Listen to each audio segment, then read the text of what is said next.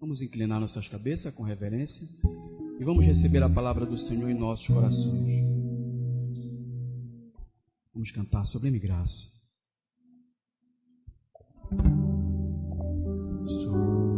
Sublime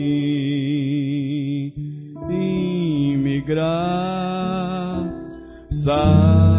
do Senhor, que a infeliz salvou. Eu cego fui, mas vejo já. Perdido ele me achou.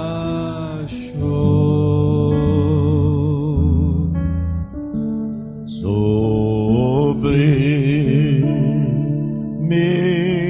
graça do Senhor, e a infeliz salvou.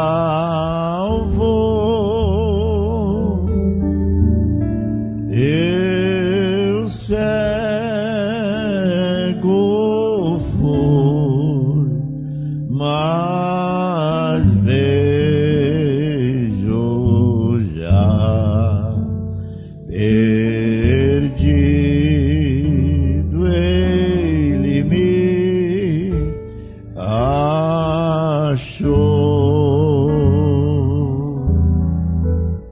Deus amado, graças te damos, porque estamos na tua casa, Senhor. Obrigado por nos trazer aqui. Te pedimos perdão pelos pecados que temos cometido, Senhor. Perdoe a cada um de nós. Tenha misericórdia do nosso velho temperamento. Sim, Senhor, do velho homem que muitas vezes se revolve tentando se levantar. Mas Deus, nós cremos que há um novo nascimento. Cremos que há uma nova criatura. Cremos que tu estás no controle de tudo e que nada se perderá de tuas mãos, Senhor. Pois o que tu conquistaste, nem o inferno pode tirar de tuas mãos, Senhor. Pois tu mesmo disseste: todo aquele que vem a mim, de modo nenhum lançarei fora. E eu creio nisso, Senhor. Assim abençoa a todos nós nesta manhã, nesta escola dominical, nos dando, Senhor, a sabedoria, a graça, para compreendermos, Senhor, a tua vontade. Cura a todos que estiverem enfermos nesta manhã, repreenda todo espírito de enfermidade. Abençoa a nossa irmã que pediu oração, que está enferma, Senhor. Tenha misericórdia dela, Senhor, e trata conosco nesta hora. Toma o teu indigno servo e fala para nós, pois queremos te ouvir. Em nome do Senhor Jesus Cristo. Amém e amém, Senhor. Bom dia a todos. Amém. Graças a Deus. Vamos ficar de pé, vamos ler a palavra de Deus. Vamos ler em Apocalipse, capítulo 20. Apocalipse, capítulo 20, versículo 4 até o verso 6.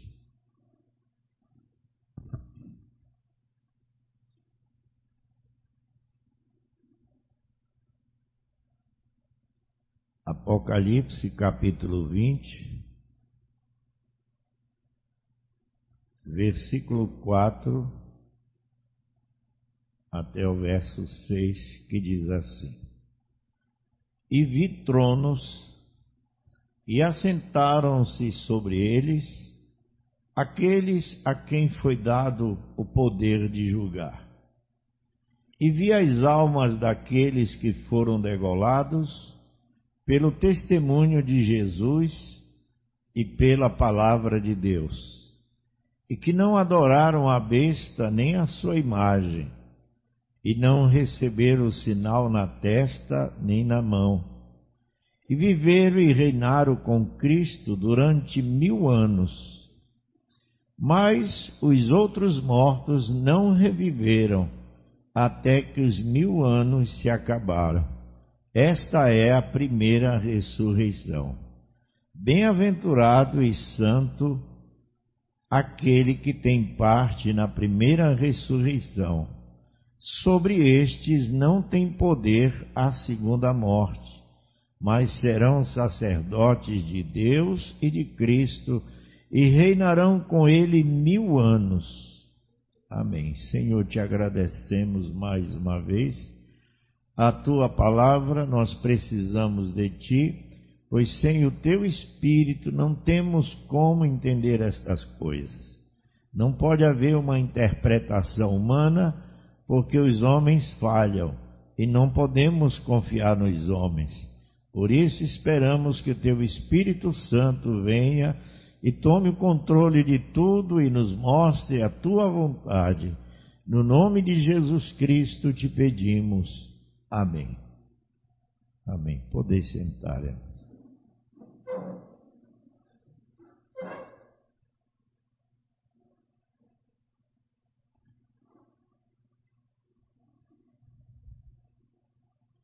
Nós paramos no parágrafo 31, verdade?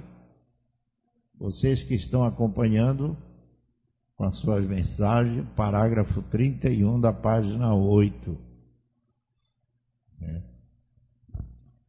Eu estava olhando só nessas 2 páginas, tem muitos assuntos profundos.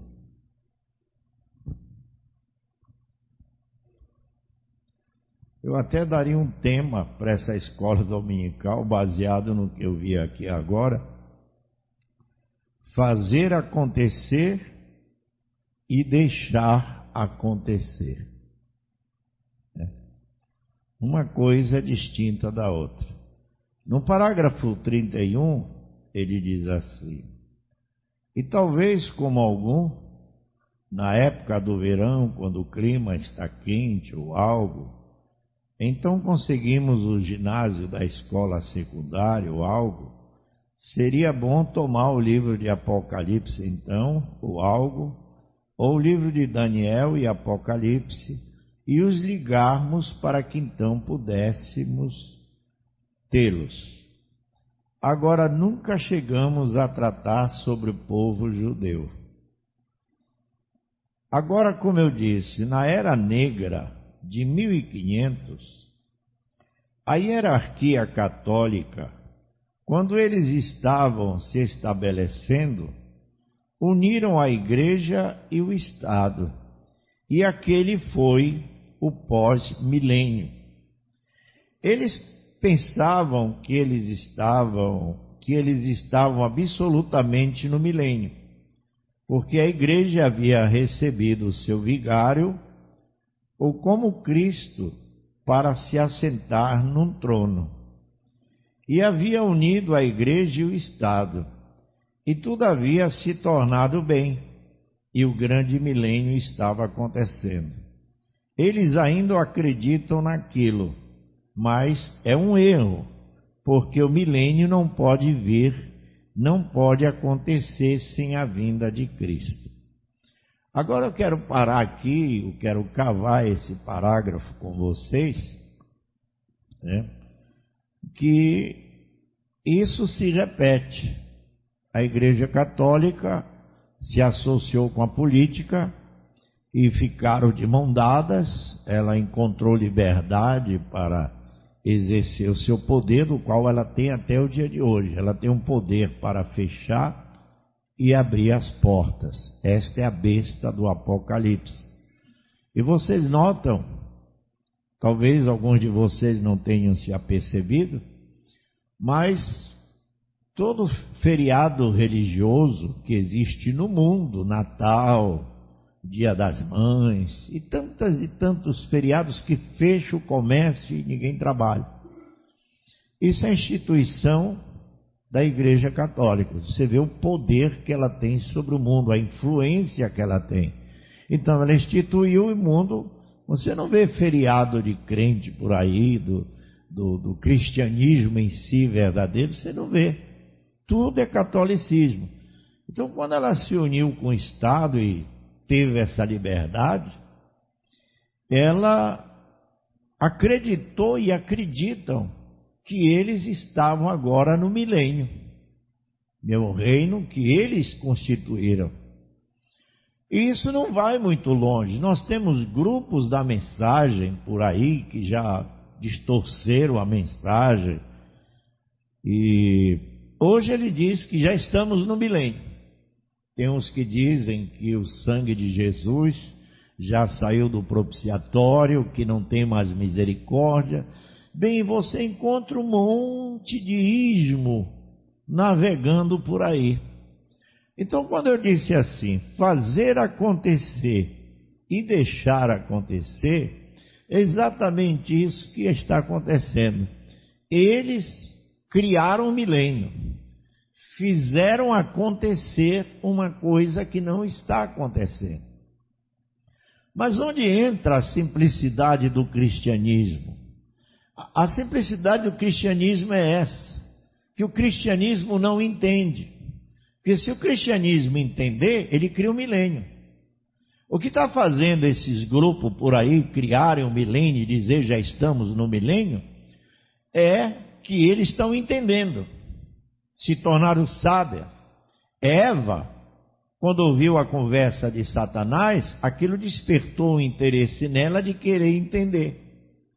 Quando ela quis entender, ela tropeçou e caiu, porque a ordem era somente crer. Amém? A ordem para nós é somente crer. O milênio, a Bíblia descreve o milênio de uma maneira interessante. Se você fizer pergunta para mim sobre o milênio, a melhor resposta que eu vou te dizer é essa: irmão, quando chegarmos lá nós vamos entender isso. Amém? Nós vamos entender isso. Então, o que é fazer acontecer? É o que eles estão fazendo, Igreja Católica, grupos da mensagem que agora estão no milênio. E deixar acontecer é o que a igreja deve fazer, é deixar acontecer. Você já pensou? Eu não sei o que aconteceu no dia de Pentecoste, por trás dos bastidores. Mas algo parecido podia ter acontecido, porque quando o Senhor Jesus foi subindo, ele disse: ficai em Jerusalém, até que do alto sejais revestido de poder. Irmão, esse som não está bom. Baixa um pouco, ele não está bom, tem alguma coisa estranha nele. Então ele disse: ficai em Jerusalém, até que do alto sejais revestido de poder. Bem, aquilo era para eles ficarem em Jerusalém. E sabe quantas pessoas estavam ouvindo aquilo? 500 pessoas. Você pega o seu livro, o livro de Atos, e você vai ver isso lá. 500 pessoas estavam olhando, vendo Jesus subindo. E receberam aquela ordem: ficai em Jerusalém, até que do alto sejais revestido de poder. Quando esse poder veio, sabe quantos tinham esperando? 120. 380 não aparece mais aí. Agora, sabe lá, o que não saiu de interpretação, porque passou o primeiro dia, o segundo dia, nada acontecia, o terceiro dia nada acontecia, o quarto dia nada acontecia. E aí entre eles alguém deve ter dito: olha, eu acho que o poder já veio. Eu acho que já está aqui. Aí a história do acho. Acho não é certeza. Eu acho. E aquilo deve ter tirado alguns irmãos e saíram para pregar uma nova doutrina. E isso nos dias de Jesus, como aconteceu. Mas os que ficaram esperando para ver acontecer, não fazer acontecer, esperaram acontecer. Ficaram lá. Quando foi no 10º dia, o Espírito Santo caiu sobre eles como um vento impetuoso, como línguas repartidas de fogo caiu sobre eles e encheu, e se cumpriu o que Jesus disse: ficar em Jerusalém até que do alto sejais revestido de poder. Então o poder veio sem eles criarem nenhuma situação. A única coisa que eles fizeram foi crer e ficar quieto e esperar. Há um milênio? Há. Mas eu não vou fazer acontecer o milênio, eu não vou explicar, eu estou esperando. Primeiro tem que vir um rapto, e daí muitas coisas vão suceder. Então, quando o homem tenta usar a sua inteligência, ele se atrapalha. E aí sai esse monte de ismo que hoje tem a nuvem, tem a terceira etapa, tem a abertura da palavra, tem a ressurreição isolada. Isso tudo é interpretação, e se você procurar na mensagem algo escrito assim, você não acha. Mas eles criaram e faz as pessoas pensar que aquilo está lá e não está. Isso são enganos, são confusões que eles trazem para a mente do povo. Então ele diz assim: eles ainda acreditam naquilo, mas é um erro, porque o milênio não pode vir, não pode acontecer sem a vinda de Cristo. Aí tem o pessoal da nuvem. O pessoal da nuvem não diz: Cristo veio, aquela nuvem era a vinda dele. O irmão Brana diz na mensagem, isso está escrito. Ele diz: aquilo foi uma aparição, não a vinda dele. Então veja como as coisas são perigosas.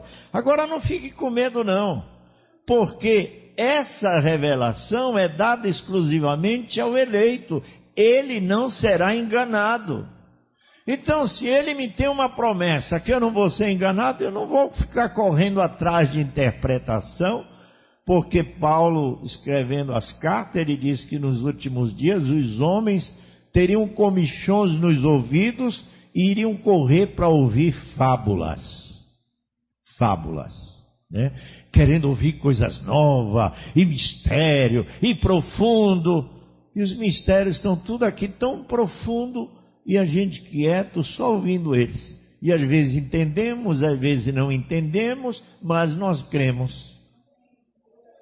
O problema é querer entender tudo. Você viu o irmão Brana dizendo para o Billy Paul, na mensagem, quando ele terminou de pregar a mensagem, se eu estiver errado, vocês me corrigem, eu acho que foi escolhendo uma noiva, né? Foi isso? Escolhendo uma noiva. Ele se virou para Billy e disse: Billy, tu entendeu a mensagem, Billy? Entendi, pai. O Brana ficou em silêncio. Mais adiante ele olhou para o Billy e disse: Billy, me desculpa, Billy, mas tu entendesse a mensagem? Ele baixou a cabeça e disse: não, pai, não entendi não. Ele disse: Billy, não importa se você não entendeu, importa que você crê em tudo. Isso já diz muita coisa, irmão. Aí os entendidos, não, porque eles não lêem mensagem, aí acusam a gente até de não ler mensagem.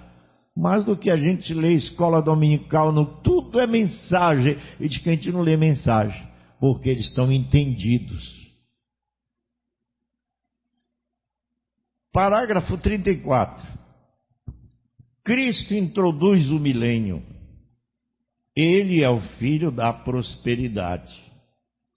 E quando ele vier, então haverá 1000 anos. E então, quando isso acontecer, haverá o arrebatamento da igreja que subirá, e depois a volta de Cristo. E recordem agora, qual é a coisa seguinte que estamos esperando? O rapto da igreja. Agora, não faça confusão com o rapto da igreja e o trono branco do julgamento, porque no rapto da igreja não há nenhum julgamento. Vê? Vocês realmente já o enfrentaram aqui. Isso é correto, pois aqueles que estão em Cristo estão livres do julgamento. Disse Jesus: aquele que ouve minhas palavras e crê naquele que me enviou, tem vida eterna e não passará pelo julgamento, mas tem passado da morte para a vida. E não tem mais julgamento. Você recebeu Cristo, isso é de verdade, é verdadeiro, então o sangue vem e apaga todo o teu passado, todos os teus pecados. Você agora para Deus é uma nova criatura. Não haverá julgamento para nós. Por isso Paulo disse: bem-aventurados que têm parte na primeira ressurreição. Porque a primeira ressurreição é a ressurreição do arrebatamento. Os que estão mortos em Cristo ressuscitam, e nós que estivermos vivos se encontraremos com Ele nos ares, num abrir e piscar de olhos se encontraremos com o Senhor. Então esses são redimidos, não tem julgamento, são salvos, lavados no sangue de Jesus. Mas aqueles que rejeitaram a verdade e se envolveram com doutrinas, com assuntos que lhes separavam de Deus, esses estão lá dormindo e só vão ressuscitar depois de 1000 anos para o julgamento do trono branco. Vão ser julgados. Não se sabe se vão ser salvos, se vão ser condenados, isso só lá é que vai ser manifesto. Mas os que estão em Cristo, a Bíblia diz, nenhuma condenação há para aqueles que estão em Cristo Jesus, que não andam segundo a carne, mas segundo o Espírito. Amém? Louvado seja o Senhor. Parágrafo 35. Então ele disse: agora não faça confusão com o rapto da igreja e o trono branco do julgamento, porque no rapto da igreja não há nenhum julgamento, vê? Vocês realmente já o enfrentaram aqui. Isso é correto, pois aqueles que estão em Cristo estão livres do julgamento, disse Jesus. Aquele que ouve minhas palavras e crê naquele que me enviou tem vida eterna e não passará pelo julgamento, mas tem passado da morte para a vida. Deixa eu dar uma luz maior aqui. Você observa, ele diz: aquele que ouve as minhas palavras e crê naquele que me enviou tem vida eterna. Quer dizer, não terá, tem. A vida eterna já está aí. Amém? Quando Eliseu morreu de uma doença que lhe afligia durante a vida, tem pessoas que pensam que pastor não pode adoecer. Uma vez eu vi um irmão dizer assim para mim: era, pastor Dário, estranho, o senhor passou por essa cirurgia, o senhor foi todo cortado, é estranho um servo de Deus como o senhor passar por isso e estar doente. Aí eu fiquei olhando para ele e disse: ah, Jesus, abre os olhos dele. A Bíblia diz: o corpo mais enfermo é o corpo de Cristo aqui na terra. Se você ler sobre Eliseu, a Bíblia diz que Eliseu morreu de uma enfermidade que lhe atormentou a vida toda. Paulo queria ficar bom da vista e o Senhor disse: não, deixa isso aí. Isso é um espinho na tua carne, isso é um mensageiro de Satanás, para quando tu vê o dom que tu tem, que impressiona, tu pensar que é tu, aí tu leva uma beliscada e diz: ei, acorda que isso é Deus, não é tu não, tu é um bagaço. Amém? Tu és um bagaço. E eu confesso a vocês, eu estou um bagaço. Sofri várias cirurgias no mesmo lugar. Antigamente eu saía de manhã e ia na feira. Eu gostava de caminhar. Caminhei muitos anos. Abraão andou comigo, sabe disso, a gente gostava de caminhar naquelas trilhas dentro da mata para pregar o evangelho, lá dentro do mato. E eu saía de manhã para a feira, a pé, pegando aquele sol. Eu não chego à metade do caminho, eu não aguento, porque as telas me incomodam. Então, já entendi o recado. Meu tempo de fazer proeza acabou. Eu tenho só que ir no embalo do trem, né? Devagar. Acabou, a gente vai morrendo, os anos vão chegando, a velhice vai chegando, aí dói aqui, dói ali. Isso é para você entender que nós não somos nada e que dependemos dele em tudo. Então ele vai nos quebrando, ele sabe como tratar de nós. Então a gente vai, então o profeta Eliseu, voltando à vida eterna, o profeta Eliseu morreu de uma enfermidade que lhe incomodou a vida toda. E aí ele morreu, sepultaram ele. Aí vinham os homens que mataram um homem e quando chegou no caminho, lá estava a cova do profeta Eliseu, eles pegaram o homem morto e jogaram. Quando os ossos tocaram naquele homem, o homem ressuscitou, porque até nos ossos estava a vida eterna. Amém?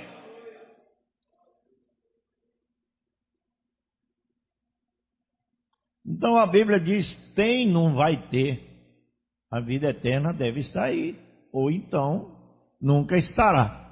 Se você diz que crê, é verdadeiro, então ela está aí.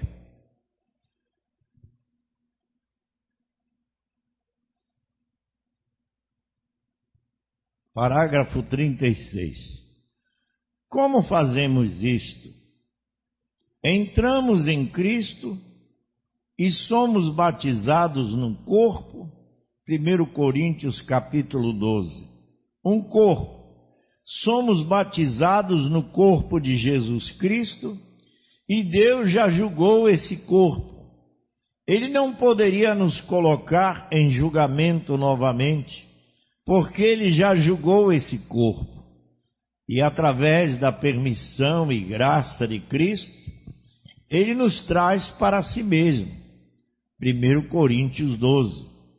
Por um só Espírito somos todos batizados nesse único corpo e estamos livres de todo julgamento, porque ele já sofreu os julgamentos. Oh, não está você agradecido por ele? Ele tomou os julgamentos por nós, não mais julgamentos. Mas aqueles que recusam entrar nele, nesse corpo, o corpo místico, como entramos nele? Através de um estreitar de mãos? Não. Através de carta? Não. Através de algum tipo de batismo na água? Não. Por um Espírito, o Espírito Santo, somos todos batizados nesse corpo. Amém? Um Espírito. Então vejam você, isso te leva a entender uma coisa que o profeta diz: um eleito não persegue outro eleito, porque é só um Espírito. Eles pensam da mesma maneira, eles creem da mesma maneira, eles amam da mesma maneira, eles se suportam da mesma maneira, não existe ódio entre eles, não existe diferença entre eles, porque é um só Espírito. Se há algo diferente, então é um espírito estranho. Tem um espírito estranho ali. Se você persegue o seu irmão, a gente não persegue irmão só dando parte na polícia e mandando fechar tabernáculo, não. A gente persegue irmão só de olhar para ele com ódio no coração. A Bíblia diz que se você odeia seu irmão sem causa, ele diz, você será julgado como homicida. Porque isso é assassinato, você sabia disso? A pessoa que odeia tem desejo de matar. E será julgado como homicida. Agora recordem, vamos entrar duramente nisso nesta manhã. Ou você está nesse corpo, ou você está fora desse corpo. Não há meio termo nisto. Não existe meios cristãos. Ou você é cristão ou você não é cristão. Não existe pássaro preto e branco, nem um bêbado sóbrio. Você não pode ter isto, ou você é um cristão ou não é um cristão. Ou você está em Cristo ou fora de Cristo. Dos tempos para cá, eu orei a Deus por uma coisa que acontece na igreja. E eu pedi a direção de Deus. E Deus disse assim: faz o que tu tens que fazer. Não te atrapalha com as pessoas, elas farão isso sempre. Mas os eleitos estarão lá, não te atrapalha. Às vezes nossas atitudes são mal interpretadas. Às vezes o pastor diz: olha, irmão, bora fazer assim, bora fazer assado. Às vezes eu prego uma mensagem e diz: está vendo, é comigo. Ele está me marcando, ele não gosta de mim, ele faz isso. Aí sai aquelas coisas estranhas no meio do povo. Eu tive um cidadão que se afastou daqui, que ele disse que eu mandei o pastor Francisquinho pregar sobre o mancebo rico, que era para repartir seus bens. O pastor Francisquinho nem sabe disso. E aquilo era para ele. Aí eu fiquei pensando, sabe, eu acho que essas pessoas, elas são plantinha de estufas.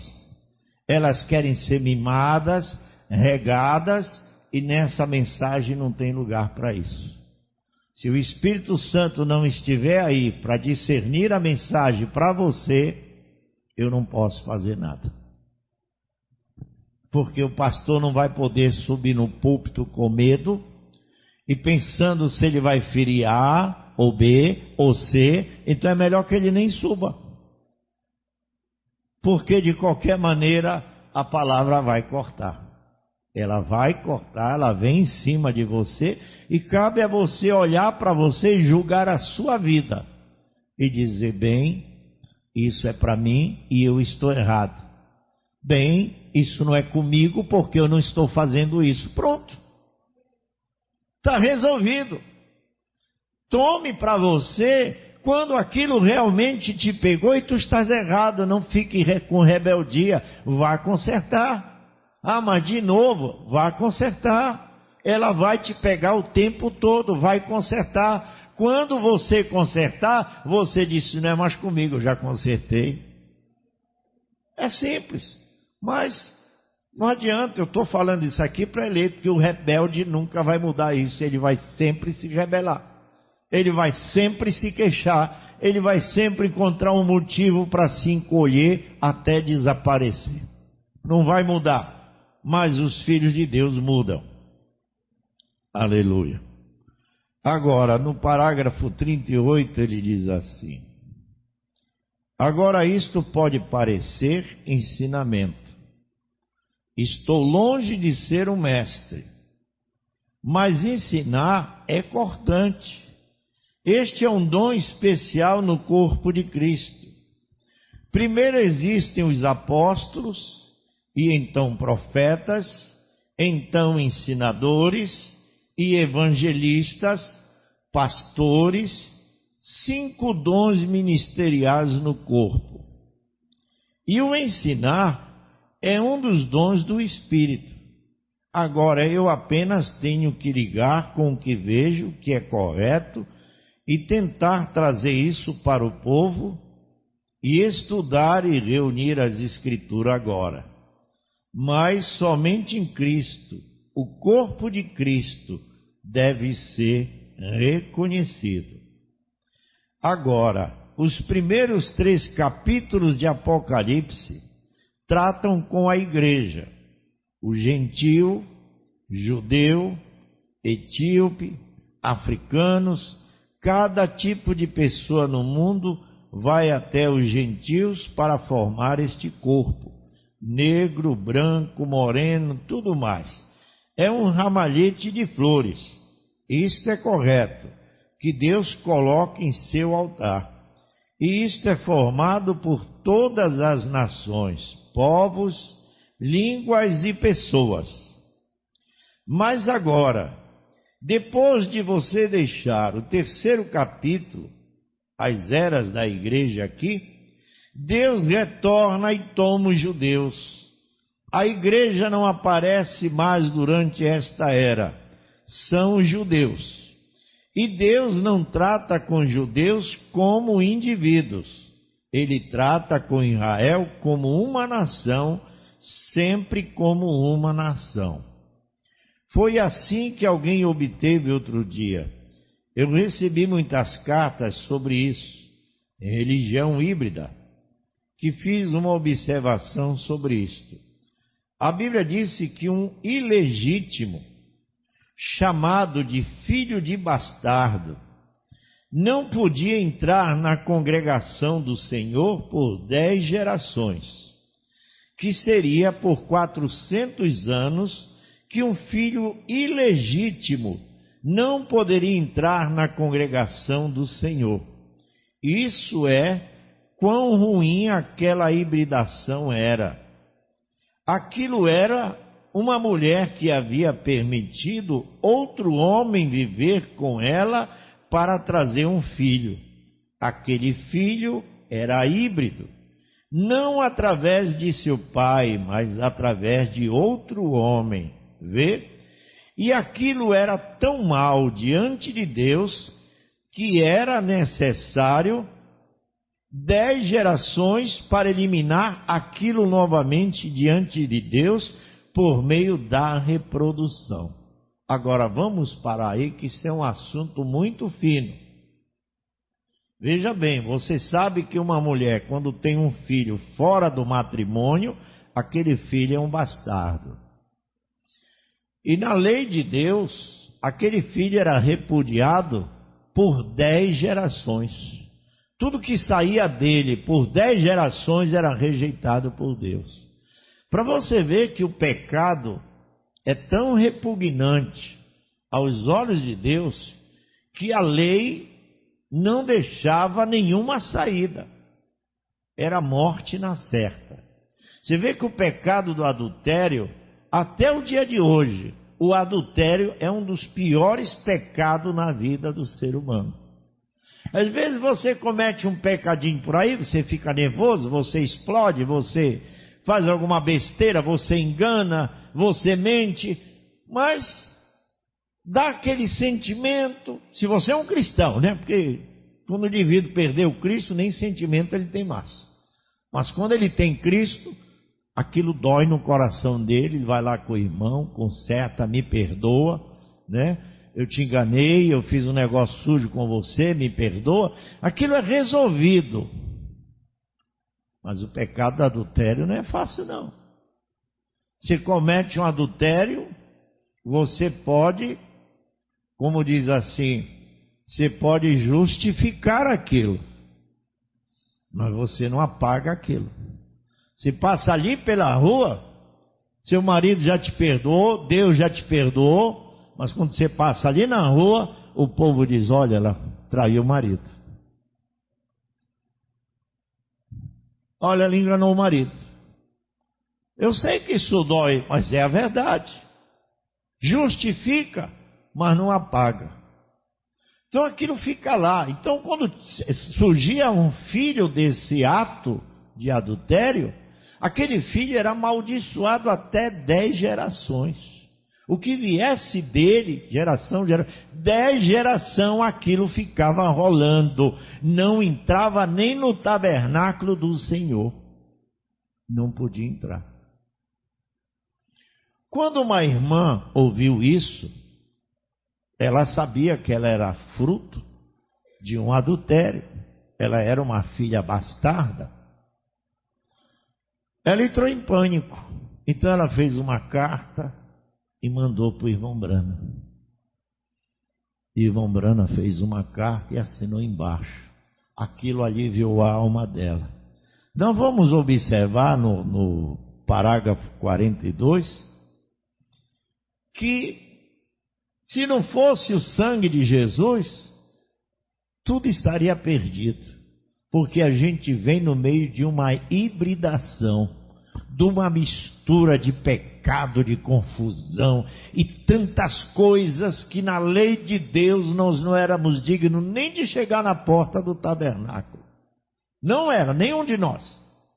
Mas ele diz assim no parágrafo 42: mas isto não se aplica a esta era. Amém? Você tem o novo nascimento agora. Porque naqueles dias só tinha aquele nascimento. Então tu estava condenado. Agora não. É necessário nascer de novo. E se há uma maldição na tua vida, o sangue de Jesus te purifica de todo o pecado. Louvado seja o nome do Senhor. Aleluia. Então ele diz, ele só tinha o nascimento lá atrás. Esta era a verdadeira reprodução sexual. Por quê? Porque aquele pecado gerou filhos através de atos sexuais ilícitos. O novo nascimento não tem ato sexual, é nascer da água e do Espírito. Amém? Temos este novo nascimento agora, que é o espiritual, que elimina tudo que separa, e somos todos. Você gostou dessa palavra todos? Todos estamos incluídos, não ficou nada do lado de fora. Todos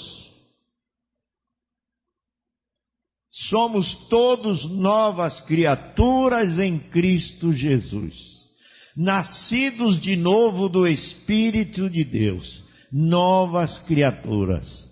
E a palavra criatura, se algum de vocês, bons estudantes aqui, que compreendem, se não você pode olhar. Criatura vem da palavra grega, uma nova criação. Assim como você é uma criatura aqui, nascida sexualmente, você é então uma nova criação, nascida celestialmente. Amém? Na nova criação de Deus, de um novo homem, nova criação, esse é um nascimento. Mas isto tem que ser um nascimento do mesmo modo que o nascimento natural é necessário. O nascimento espiritual é simplesmente tão necessário quanto o nascimento natural. Vocês se lembram de Nicodemos, não é isso? Nicodemos disse: Senhor, o que devo fazer para herdar a vida eterna? E o Senhor disse: é necessário nascer de novo. E quando Nicodemos ouviu isso, Nicodemos levou para o lado carnal, o lado material. Ele disse: Senhor, então eu tenho que voltar ao ventre da minha mãe e nascer de novo? Veja como estava a mente de Nicodemos. E o Senhor disse: não, Nicodemos, quem nasce da carne e do sangue, né, é pecado, mas tem que nascer do Espírito, da água e do Espírito, né? Tem que haver um novo nascimento. E aí, ali ficou estabelecido para nós a necessidade de nascer de novo. Por isso ele diz assim: mas isto tem que ser o nascimento do mesmo modo que o nascimento natural é necessário. O nascimento espiritual é simplesmente tão necessário quanto o nascimento natural. Por isso, tem que haver um novo nascimento. E você diz, o que o novo nascimento faz, pastor Dário? Ele muda tudo. Ele muda aquela tua natureza ruim, aquele sentimento de ódio, de raiva, que não perdoa ninguém, tem que ser como você quer. Ele tira isso de você. Ele faz de você uma nova criatura. A Bíblia não está quer dizer não, ela está dizendo uma nova criatura em Cristo Jesus. Uma mudança de vida. E aí você diz, poxa, eu estou tanto tempo na mensagem, e eu olho para mim, ainda vejo essa velha natureza, ainda está aí. Ora, sabe por que ela ainda está aí? Porque Deus está provando você. Porque muitos desistem no meio do caminho e vão embora. Cansam, desistem.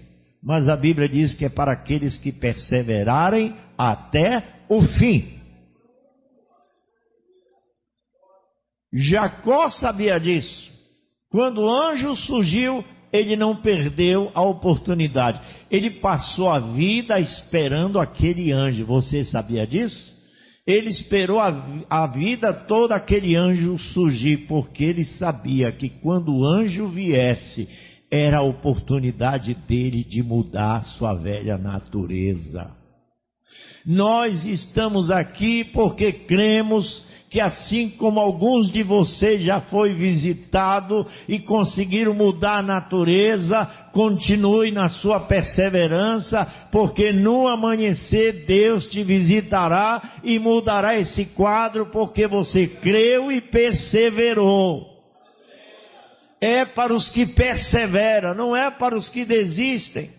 Os que desistem não conquistam nada, é para os que perseveram, para os que lutam, para os que crêem, porque quando você crê, então você descansa que aquilo virá até você.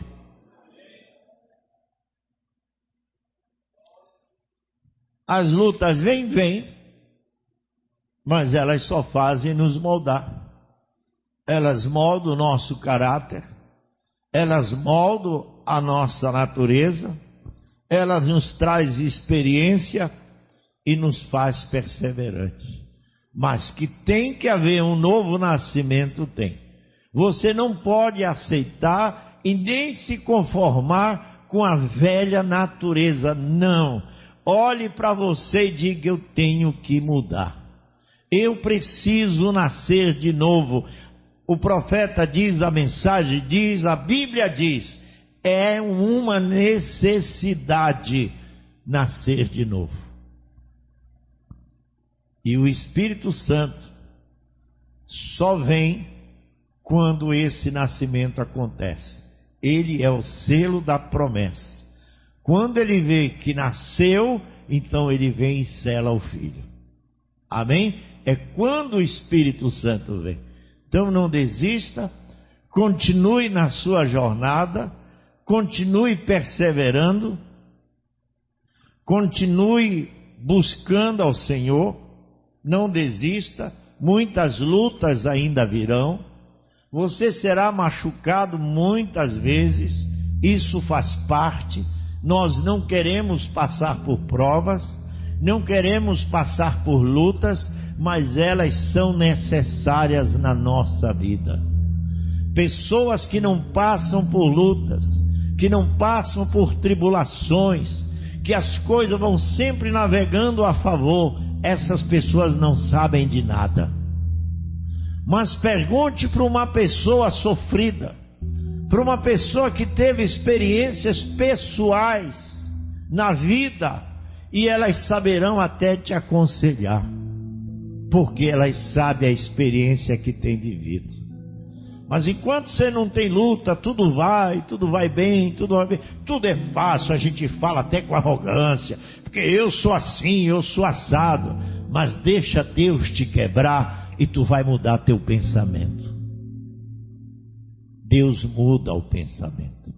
A Bíblia está cheia de exemplos de pessoas arrogantes, que se sentiram autossuficientes e Deus quebrou. Nabucodonosor foi um.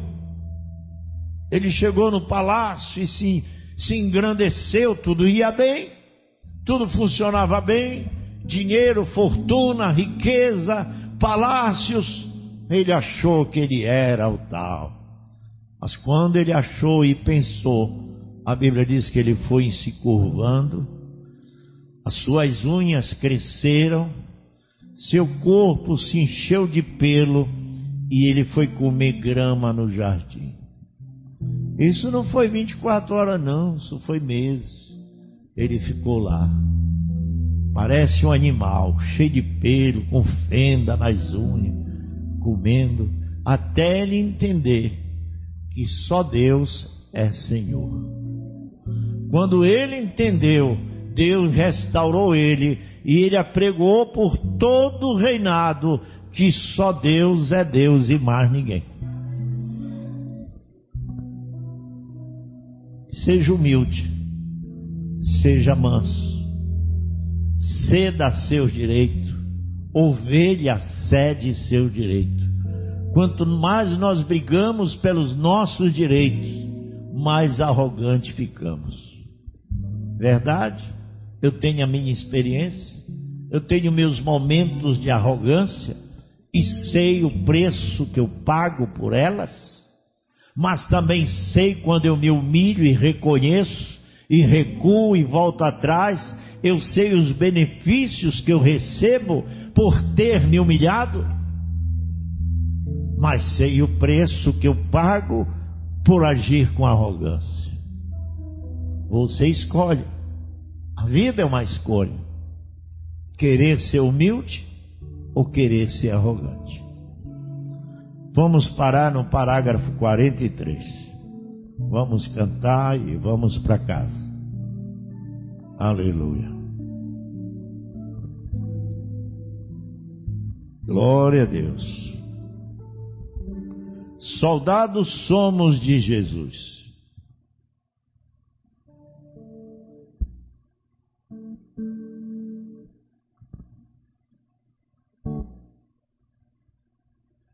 Soldados somos de Jesus e campeões do bem da luz, dos exércitos de Deus, batalhamos pelos céus, cantando vamos combater o vil pecado e seu poder.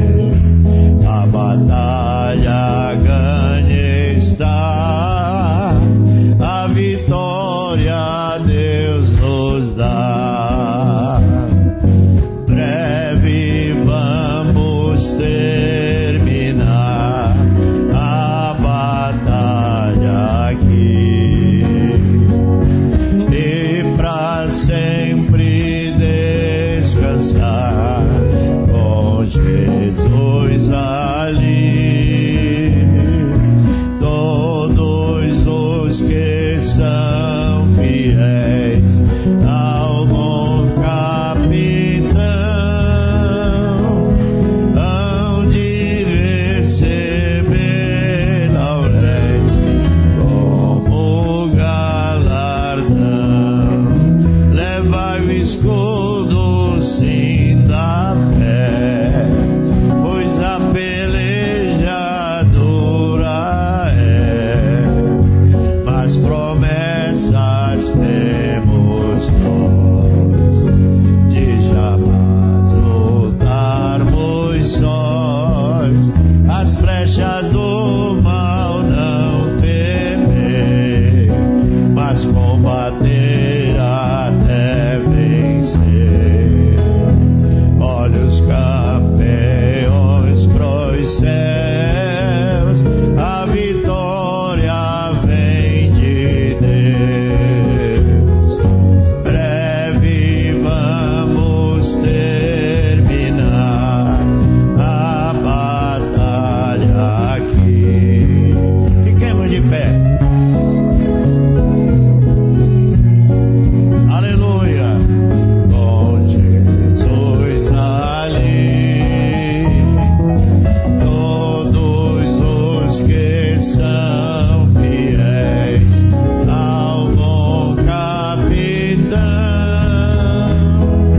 hão de receber lauréis como galardão.